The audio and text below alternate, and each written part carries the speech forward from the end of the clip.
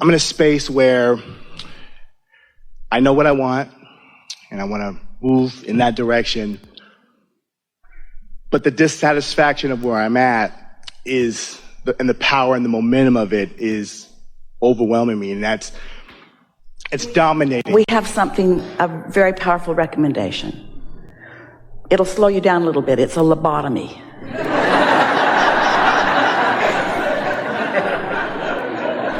But it's equal to the dramatization that you just presented to us. And it's equally ridiculous. Okay. We know what is gets a foothold, but what is hard not to notice, isn't it? That's why we guide your mind away from the details of what's bothering you into the laws of the universe and your connection to who you really are. We help you to understand that you have created a vibrational version that you're not that familiar with. You've been building it incrementally. Each time something goes wrong or each time something is not the way you want it, you launch it. And so it's vivid and it's real. And we can see it, but you can't. Because if you could see it, you would have started out with something different just now. You would have said, I've got this awesome collection of wonderful things and help me move in the direction of those. But you weren't emphasizing the awesome collection of wonderful things. You're emphasizing the collection of things that you know are holding you back. So you got to stop doing that. But that's easier said than done, isn't it? Because humans, you've been almost forced, no one's really forced, but really strongly influenced by those around you to face your reality. Otherwise, they think you're not wise. They would call you a foolish dreamer and one who doesn't face reality. And we want you to understand that you're not a foolish dreamer, but you must let the dream can be non-resistant. And so a non-resisted dream that hasn't manifested is awesome in comparison with reality that makes you unhappy every day.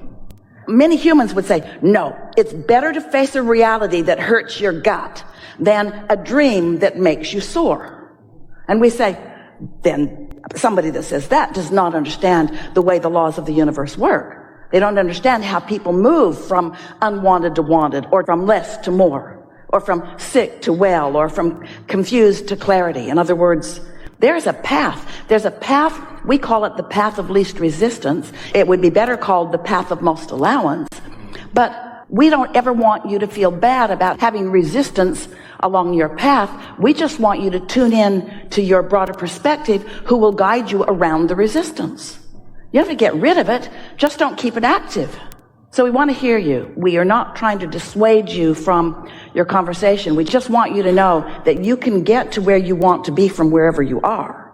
And the reason that it doesn't happen instantaneously is because you have a bunch of beliefs that are in the way. Beliefs that you keep making active that are resistant, that hinder the signal. And it slows things down. And when things are coming slowly, you've got these desires, but you're not up to speed with them. And so your life just kind of dribbles in. And every now and again, something good happens and you go, big deal. Because you know your potential is so much more, you see. And so, let's have a conversation. You really spoke to my question. I guess what I'm looking for is the processes of being able to stay tuned in, turned on, and tapped in the midst of the day, in the midst of the chaos, in the midst of the contrast. Well, but just consider this.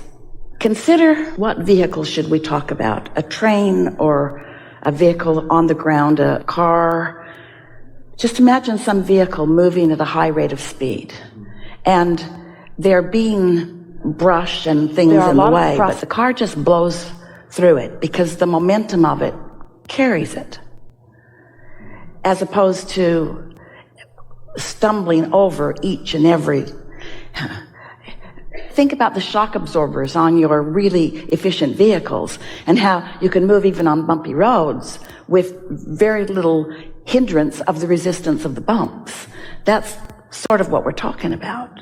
And so rather than trying to get rid of all of the resistance, get out ahead of it, and then This is a new analogy, but we think it would be the perfect one for you to hear. So imagine that you're moving on an open road at a pretty good clip, 70 or 80 miles an hour.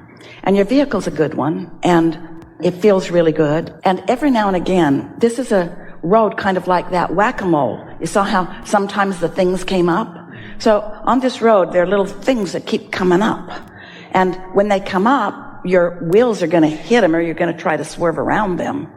And you can get really good. You could go so fast that you could mow them over, but your car will wear out soon. It's hard on you. Or you could be really efficient at swerving around them, but then you better slow down. And so now you're not really enjoying where you're going as much because you're having to tend to those things that keep popping up. So what we're encouraging is that by getting out ahead of it through meditation or appreciation, meditation or daydreaming, we'll talk about all of those things. What happens is by achieving a different vibrational frequency, you're not calling those resistant things up to meet you, so they all stay below ground. So you're just moving along resistance-free. That's a pretty good analogy, isn't it? Rather than being sloppy in your thinking and introducing all the resistance to your trail and then having to deal with the resistance, you get out ahead of it and the resistance just doesn't keep coming up. That's how it works. Something just came to me as you were speaking, that I have a timetable on when I want to manifest, the things that I want. And what's showing up for me right now is that timetable is biting you in the butt. It's a trigger for me to feel anxiety. Yeah. It's a trigger. So do I just let it go and just say when it happens, it happens? So that's the thing. People are teaching you from a place of wanting to motivate you to get out of bed and get out there and offer effort and offer some sacrifice and eke out a comparatively better living to those that are not even trying. Then goal setting falls into that category. And most people, even we might say, no, we can't say it. We can't say it's better than nothing. Because it really isn't, because it gives you misinformation. It just makes you try harder and sacrifice more, and it makes you tougher as you hit those resistant bumps that slow you down. So rather than setting a goal that harasses you,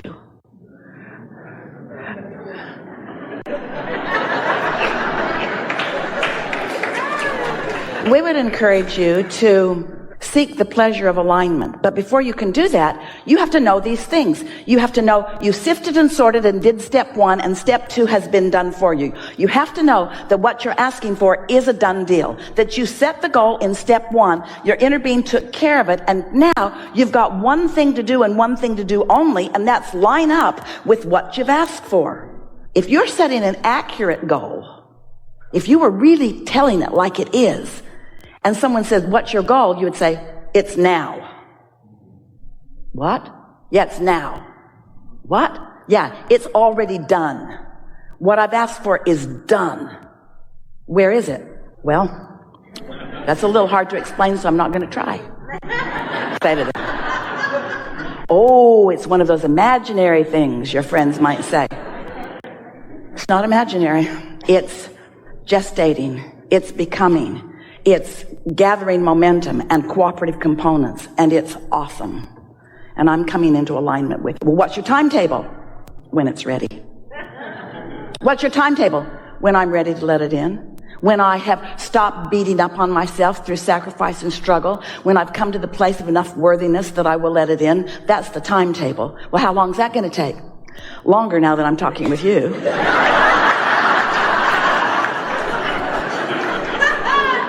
Because you're activating all that old stuff that doesn't work for anybody.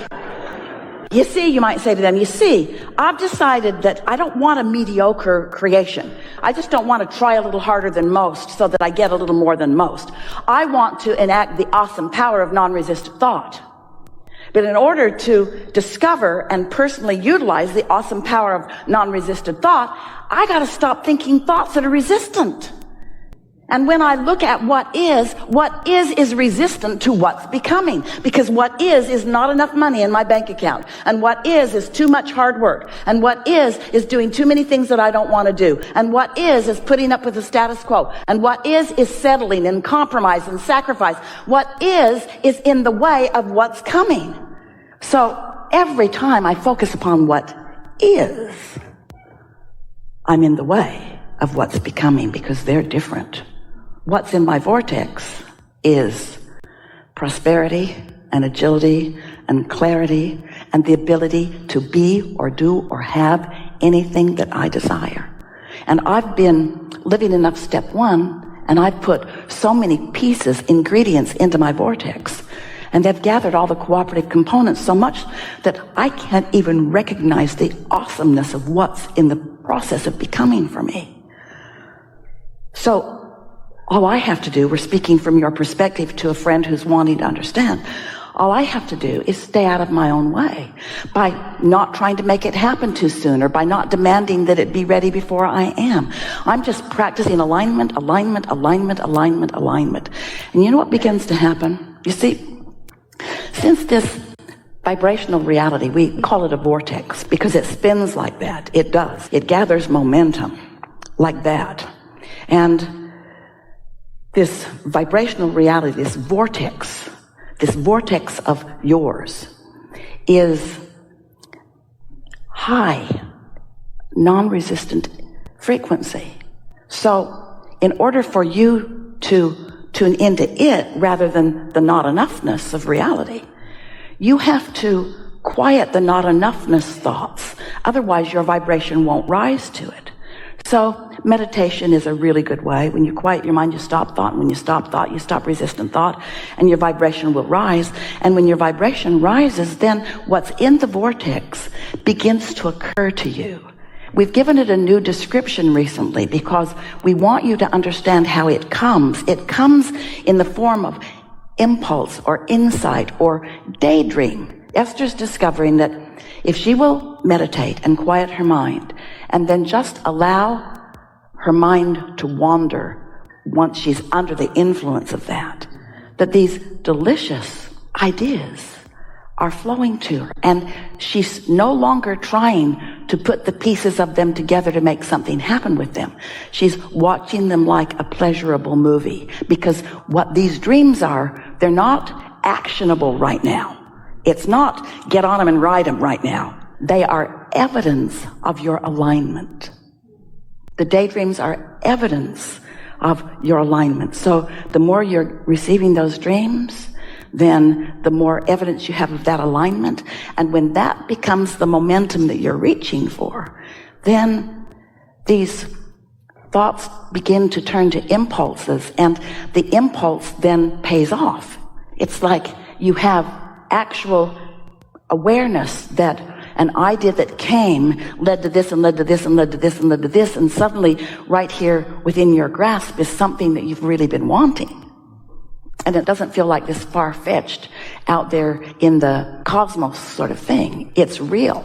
So can you feel what we are wanting to accomplish here? We want you to feel the realness of this vibrational reality. And we want you to feel the nowness of it. And there's a big difference between that and setting a goal.